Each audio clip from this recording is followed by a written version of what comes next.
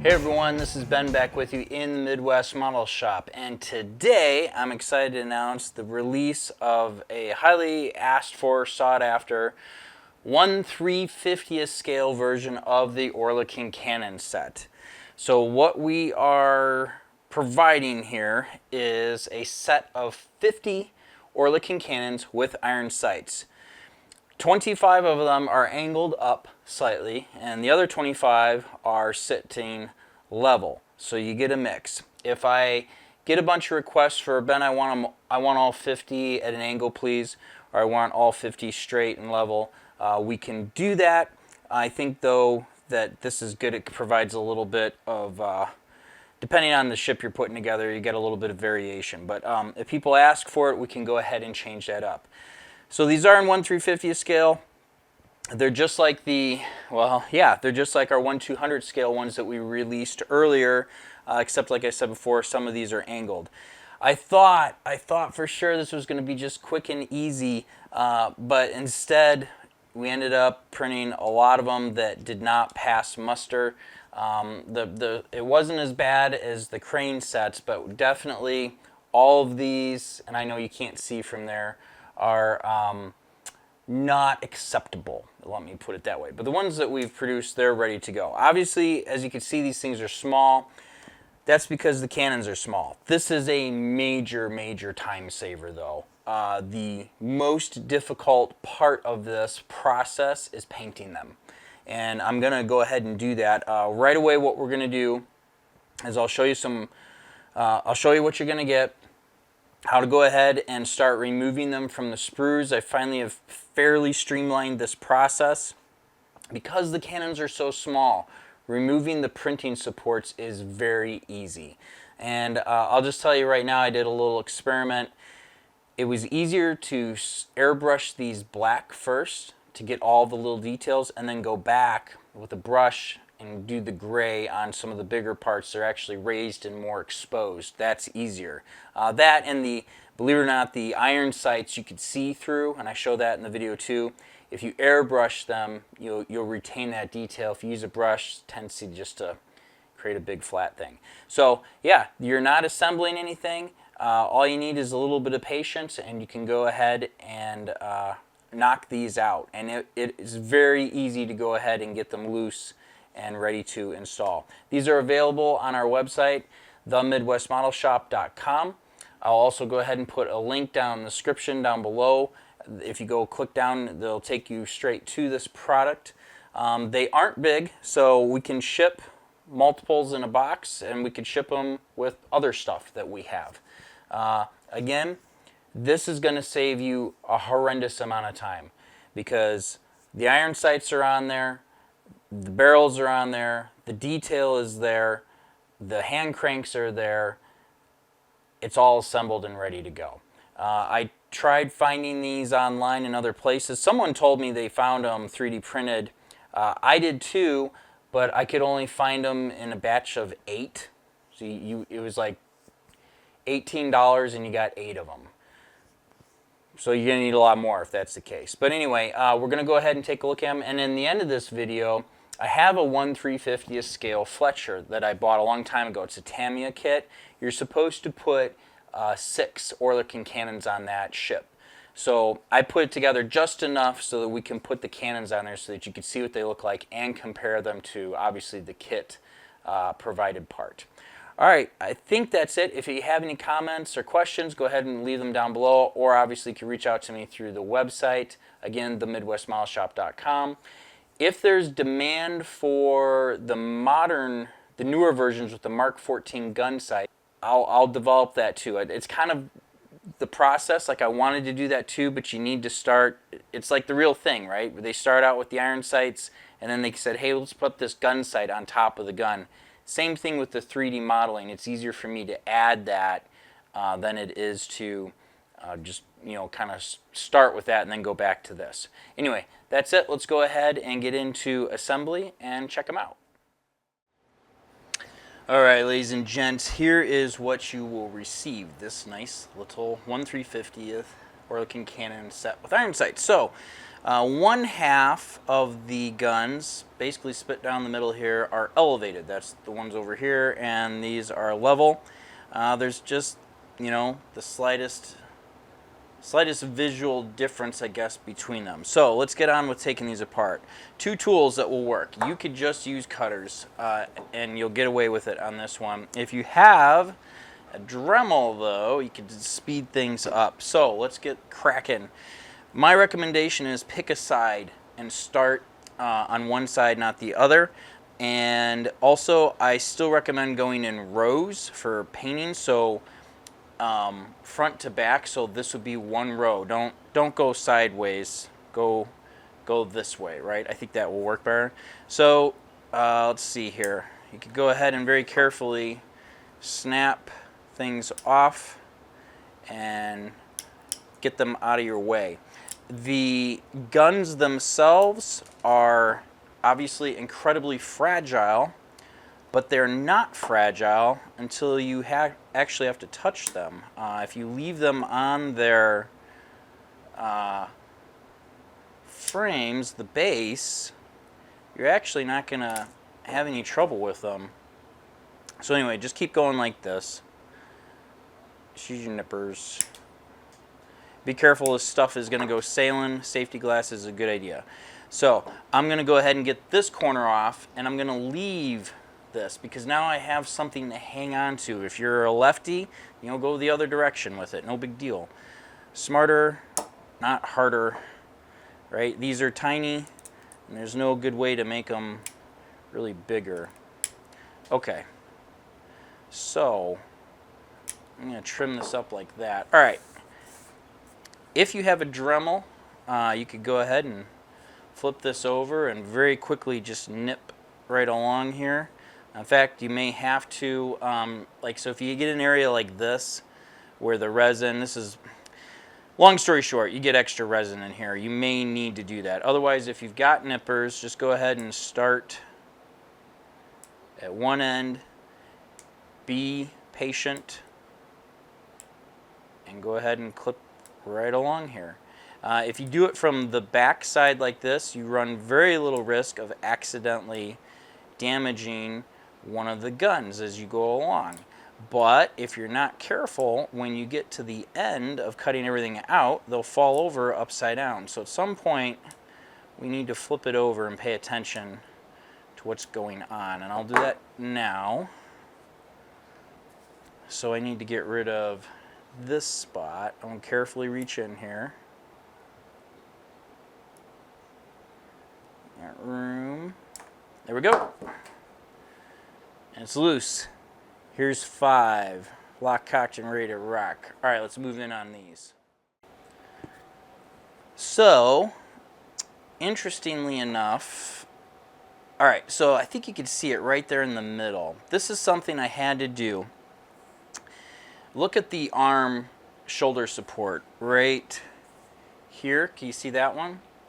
See here, there's that tiny little guy connecting the two. I did that so that we could avoid trying to shove too many of these supports into position. And if we start here on the end, it's easier, and I start at the bottom. Look at that. They just kind of disappear. Now, if they're there, this is kind of annoying. You may carefully have to knock these out of the way. Or just leave them, because you're probably not going to see them when this is done anyway. Alright, and then snip. Reach around here, snip. Let's get the barrel. So be careful, but the connection point is just strong enough at the gun itself. Let's see if I can come around this side. To allow the print to take place, and it may hang on. Oh, I can't see what I'm doing here. Hang on. Hang on. Here we go. But hopefully, if you cut it at the bottom, they will break away with very little fuss.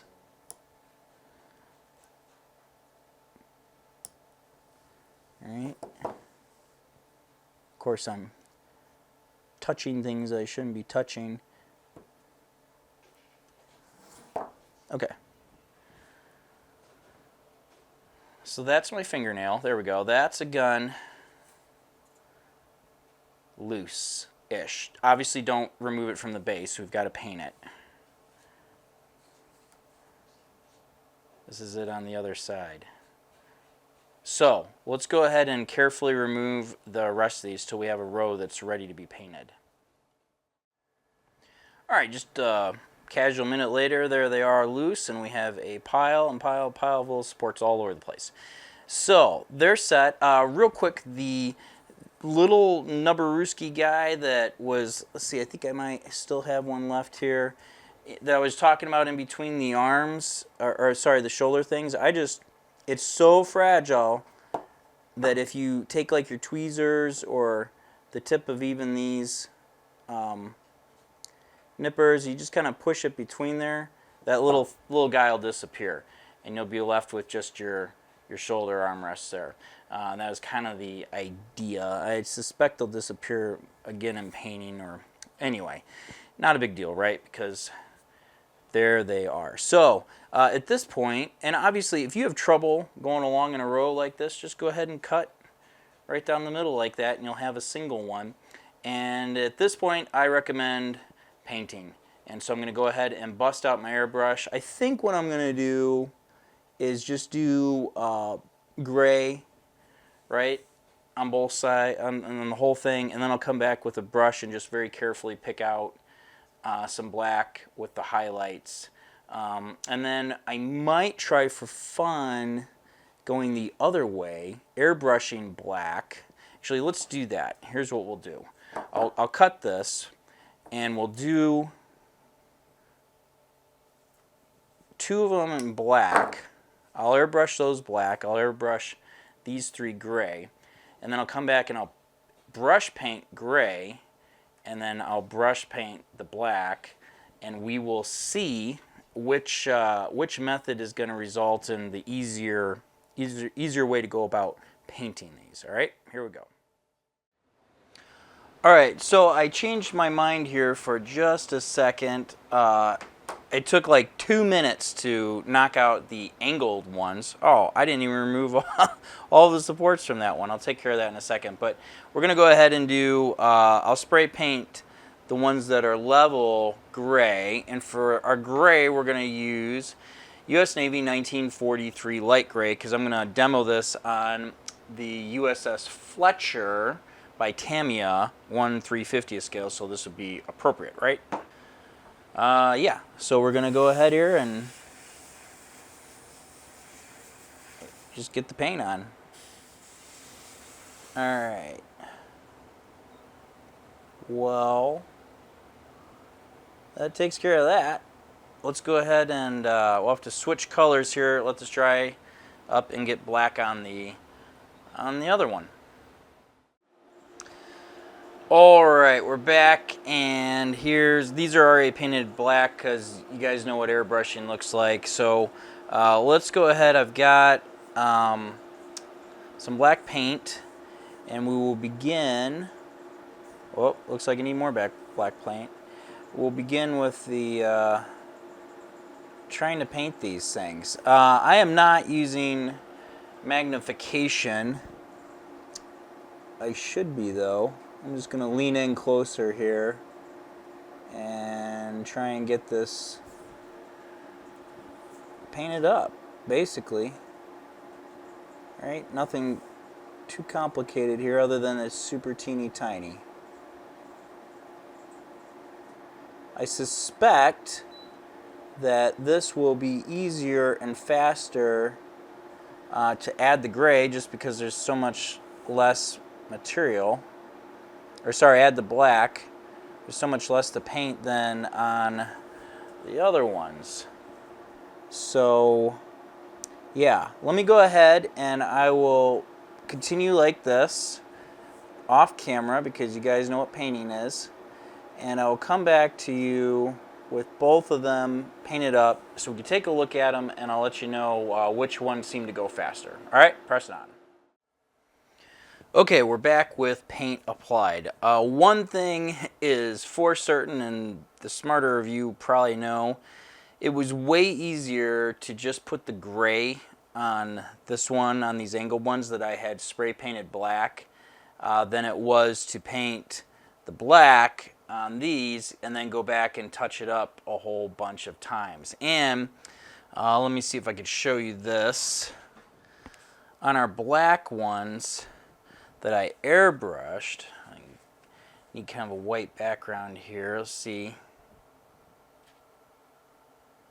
Yeah, there you go. You can see that the gun sight, you can see through it. It's still transparent, right? There, that was even better right there. Because it's an iron sight, right? You can see through the back loop and the front loop. And then on the ones that I painted, the paint with the paintbrush, it basically glopped up on there and made a bit of a mess. So yeah, airbrush these black. I'm going to recommend spray painting these black first, and then come back and hit it with the gray. It just went a lot faster. This is obviously the most time-consuming part of this. All right, so now you need to remove these, right? So my assumption is you're putting these on your ship. I would keep these on here just like this until you're ready to do that, and then at this point, one at a time is probably better. So just snip it away, and then you don't want it to go sailing off into the Netherlands, so just carefully snip it like that. Now we got to clean up the bottom, kind of annoying, and my paint might be a little wet. But here's what I do. Grab some tweezers and grab it at the base like that, okay? And then get your little standing stick. Whoop. There's just a little guy left there.